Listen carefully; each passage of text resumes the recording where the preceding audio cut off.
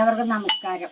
നമ്മളിന്നൊരു പുതിയ വീഡിയോയിലേക്കാണ് കിടക്കാൻ പോകുന്നത്. അതെന്താണെന്ന് ചോദിച്ചു കഴിഞ്ഞാൽ നമ്മുടെ വടുകപ്പുളി നാരങ്ങ അച്ചാറാണ് ഇടുന്നത്. അച്ചാർ എന്ന് പറഞ്ഞത് മുളക് പൊടി ചേർത്തല്ല നമ്മൾ അച്ചാറിടുന്നത്, നമ്മളല്ലാതെ പച്ചമുളക് കൊണ്ടാണ് ഈ അച്ചാറിടുന്നത്. അപ്പൊ ഇന്നാൾ ഞാനൊരു അച്ചാറിട്ടായിരുന്നു. അപ്പൊ വടുകപ്പുളി നാരങ്ങ അപ്പൊ അത് കൂട്ടിയവരൊക്കെ പറഞ്ഞു നല്ല നാരങ്ങയായിരുന്നു, എല്ലാവർക്കും ഇഷ്ടപ്പെട്ടെന്ന് പറഞ്ഞു.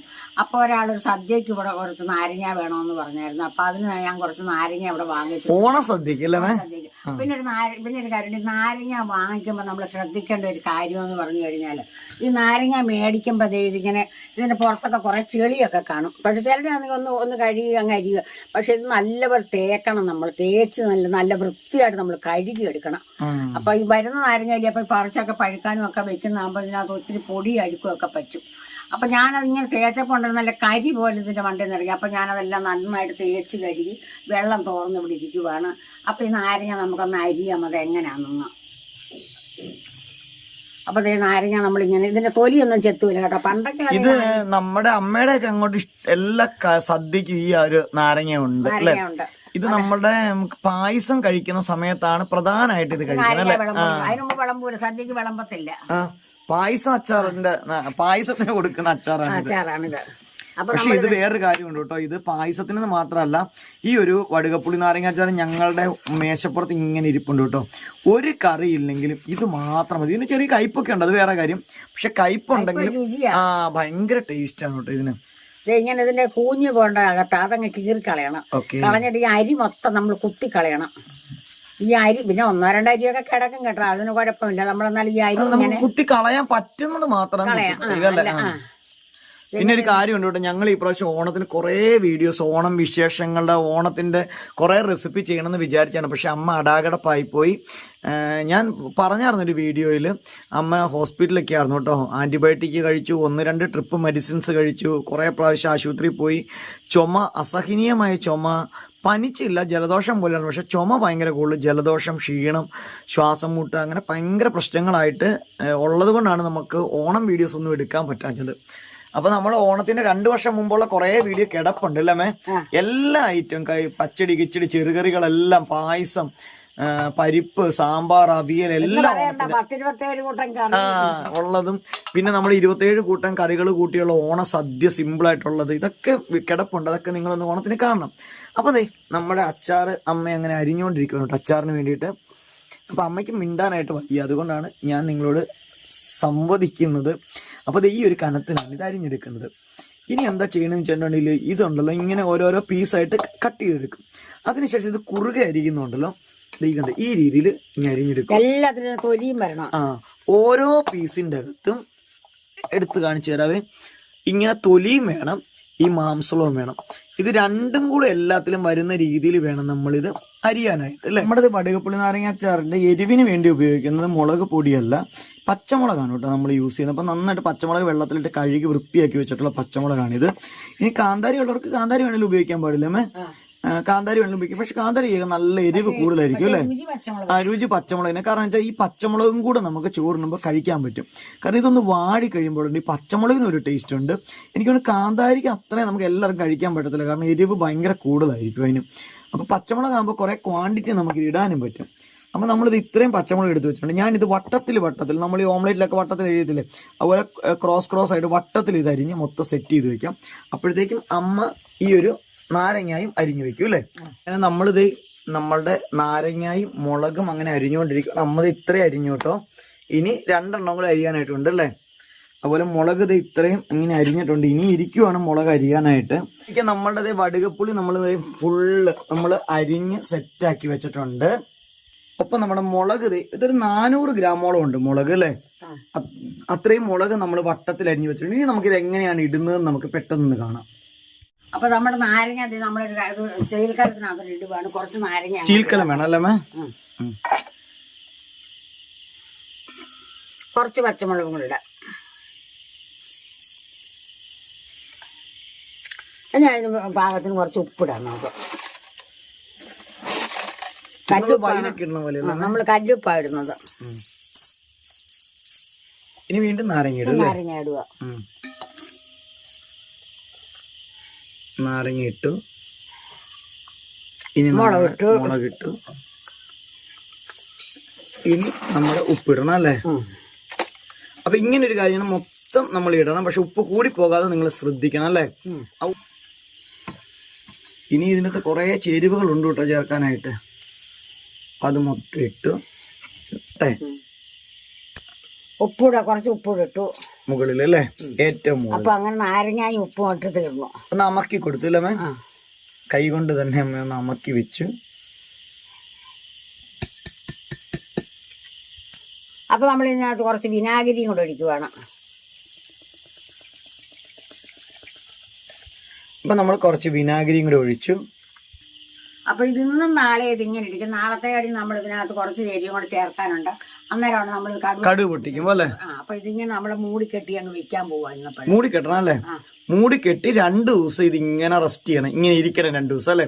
അപ്പൊ വിനാഗിരിയും നാരങ്ങയുടെ പുളിയും ആ ഒരു മുളകും ഉപ്പും എല്ലാം കൂടെ ചേർന്നിട്ട് ഇതൊരു പ്രത്യേക രീതിയിൽ വാടി ഒരു സെറ്റ് ആയി കഴിഞ്ഞതിന് ശേഷം 2 ദിവസം കഴിഞ്ഞിട്ട് നമ്മൾ ബാക്കി ചേരുവകൾ ചേർത്തിട്ട് കടുകൊക്കെ പൊട്ടിച്ച് സെറ്റാക്കും അല്ലെ. അങ്ങനെ 2 ദിവസം വെച്ച നമ്മളുടെ നാരങ്ങ ഒന്ന് കാണിച്ചു തരാം കേട്ടോ. ഇത് കണ്ടോ, നാരങ്ങ മൊത്തത്തിൽ വാടി അല്ലേ. പച്ചമുളകൊക്കെ വാടി. ഇനി എന്താ ചെയ്യുന്നത്? ഇതിന് വെള്ളമൊക്കെ ഇറങ്ങിയിട്ടുണ്ട് അല്ലേ. വെള്ളമൊക്കെ ആവശ്യമാണ്. ഈ വെള്ളം ഒഴിച്ച് ചോറിനാണ് നല്ല ടേസ്റ്റ് ആട്ടോ. ഇനി നമ്മൾ എടുത്തിട്ടുള്ള വെളുത്തുള്ളിയാണ് കേട്ടോ. നല്ല ആവശ്യത്തിന് വെളുത്തുള്ളി, നല്ല ക്വാണ്ടിറ്റി വെളുത്തുള്ളി നമ്മൾ ചേർത്തിട്ടുണ്ട്. ഇപ്പൊ നമ്മൾ കടയിൽ നിന്നൊക്കെ വാങ്ങിക്കുവാണെങ്കിൽ വെളുത്തുള്ളിയുടെ അളവൊക്കെ കുറവായിരിക്കും ആൾക്കാർ ചേർക്കുന്നത് അല്ലേ. പക്ഷെ നമുക്ക് സ്വന്തമായിട്ട് ഉപയോഗിക്കുന്ന ആയതുകൊണ്ട് നമ്മൾ സത്യത്തിൽ സ്വന്തമായിട്ടല്ല, നമ്മളൊരാൾക്ക് കൊടുക്കാൻ വേണ്ടിയാണ്. എങ്കിലും നല്ല ക്വാണ്ടിറ്റി വെളുത്തുള്ളി നമ്മൾ ഇതിൻ്റെ അകത്ത് ചേർത്തിട്ടുണ്ട്. അപ്പൊ വെളുത്തുള്ളി ഇത് നടുവെ കീറിയതാണ്, എങ്കിലും ഇനി നമ്മൾ കല്ലിൽ വെച്ച് ഒന്നും കൂടി ഇത് ചതച്ചെടുക്കണം അല്ലേ. അപ്പൊ ഇനി ഇത് കുറച്ചായിട്ട് നമുക്ക് ചതച്ചത് ഇന്ന് ഞാൻ ഒത്തിരി അരക്കണ്ട അല്ലേ. നമ്മുടെ അമ്മ ഒന്നങ്ങ് ഉരുട്ടി അല്ലേ സെറ്റാക്കിയാൽ മതി. ഈ രീതിയിൽ അതിനാണ് ഇങ്ങനെ ചതക്കുന്നത് അല്ലേ. മൊത്തം ഇങ്ങനെ ഒന്ന് പൊട്ടിച്ചെടുക്കാം. നിങ്ങൾക്ക് അരകല്ലില്ലെങ്കിൽ നമ്മുടെ ഇടികല്ലിൽ ഒന്ന് വെച്ച് ഇടിച്ചിടിച്ചെടുത്താൽ മതി. പക്ഷെ ഭയങ്കര പാടായിരിക്കും അല്ലേ. മിക്സിക്ക് അതിട്ട് അരയ്ക്കാൻ പോകരുത് അല്ലേ. വെളുത്തുള്ളി കിടക്കണം മുഴുവനെ കിടക്കണം. കൊണ്ട് ഈ ഒരു രീതിയിൽ കണ്ടില്ലേ, ഇതൊന്ന് ചതഞ്ഞേ ഉള്ളൂ, എന്നാൽ അരഞ്ഞു പോയിട്ടുമില്ല. അപ്പൊ നമ്മളിത് ഒരു ഉരുളിയാണ് അടുപ്പേ വെച്ചേക്കുന്നത്. ഉരുളി ചൂടായിട്ട് കുറച്ച് നല്ലെണ്ണ ഒഴിക്കുവാണ്.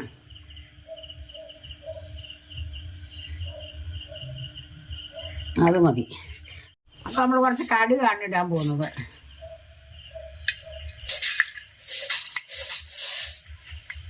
അപ്പൊ നമ്മുടെ കടുക് പൊട്ടിയിട്ടുണ്ട്. നമ്മൾ ചതച്ച് വെച്ചാൽ വെളുത്തുള്ളി അങ്ങോട്ട് ഇടാൻ നോക്കാം. ചതച്ചുവെങ്കിലും വെളുത്തുള്ളി ഫുള്ളായിട്ട് തന്നെ ഉണ്ട് അല്ലേ. ഒന്ന് പൊട്ടി വെളുത്തുള്ളി. അപ്പൊ നമുക്ക് കറിവേപ്പിലയും കൂടെ അതിന്റെ കൂടെ.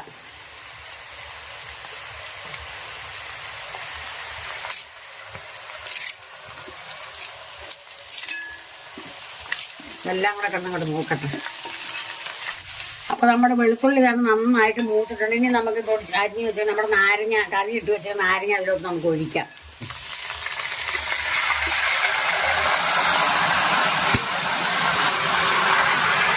ഇനി നമ്മൾ തീ കെടുക്കുക. ഇത് തീ വേണ്ട അല്ലേ.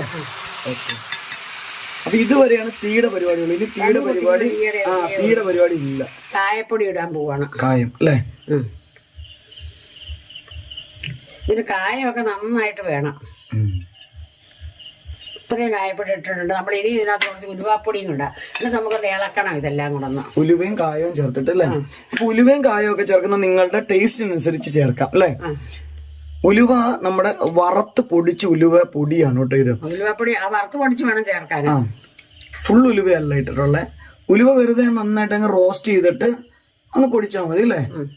ഇതിങ്ങനെ ഉണ്ടാക്കി കുപ്പി വെച്ചിട്ടുണ്ടെങ്കിൽ എത്ര നാൾ വേണമെങ്കിലും. നമ്മൾ മീൻകറിക്കൊക്കെ ആണെങ്കിൽ ഈ ഉലുവാപ്പൊടിയാണ് കേട്ടോ ചേർക്കുന്നത്.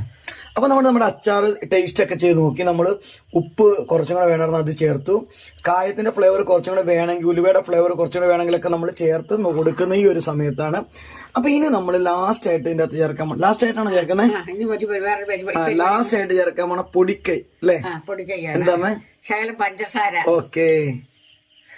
അപ്പൊ ലേശം പഞ്ചസാര 1 സ്പൂൺ ഉണ്ട് അല്ലേ. അപ്പൊ ലേശം പഞ്ചസാരയും കൂടി ഇട്ടിട്ട് ഇനി ഒന്ന് മിക്സ് ചെയ്യാൻ പോവാണ്. വീണ്ടും നിങ്ങൾ ഒന്നും കൂടി ഉപ്പ് നോക്കണം അല്ലേ. ലാസ്റ്റ് ഇത് കുറച്ച് ഉപ്പും കുറച്ച് കായപ്പൊടിയും കൂടെ വീണ്ടും നമ്മൾ ചേർത്ത് കൊടുത്തിട്ടുണ്ട്. ചേർത്തിട്ട് നമ്മൾ പഞ്ചസാര ഇട്ടതിന് ശേഷം എല്ലാം കൂടെ വീണ്ടും ഒന്നും കൂടെ ഇളക്കി കൂട്ടി റെഡിയാക്കുവാണ്. അപ്പം ഇതിനിപ്പോൾ ഒരു ചെറിയ ഇളം ചൂടുണ്ട്, അതുകൊണ്ട് നമ്മൾ ഇപ്പം ഇത് പാക്ക് ചെയ്യത്തോ കുപ്പിയിലേക്ക് മാറ്റത്തോ ഒന്നുമില്ല. നമ്മുടെ ഈ അച്ചാർ നമ്മൾ ഈ പാത്രത്തിൽ തന്നെ വെച്ച് നാളെ രാവിലെ ആകുമ്പോഴത്തേക്കും അല്ലേ ഇത് നന്നായിട്ട് നമ്മുടെ നോർമൽ ടെമ്പറേച്ചറിലേക്ക് മാറും. ഇത് അന്നേരമാണ് നമ്മളിത് പാക്കറ്റ് ആക്കുന്നത്.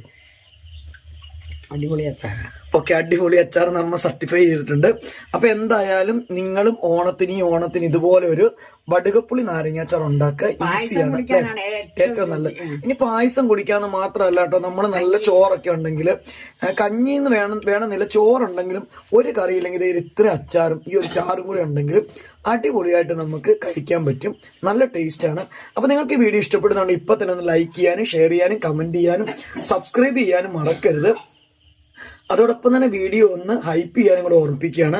നിങ്ങളുടെ അഭിപ്രായങ്ങളെല്ലാം നിങ്ങൾ കമൻ്റായിട്ട് അറിയിക്കണം. അപ്പോൾ എല്ലാവർക്കും നല്ലൊരു ദിവസം ആശംസിക്കുകയാണ്. ഒപ്പം അഡ്വാൻസ്ഡ് ഓണം ആശംസകൾ കൂടി നേർന്നുകൊണ്ട് ഇന്നത്തെ വീഡിയോ വൈൻഡപ്പ് ചെയ്യുന്നു.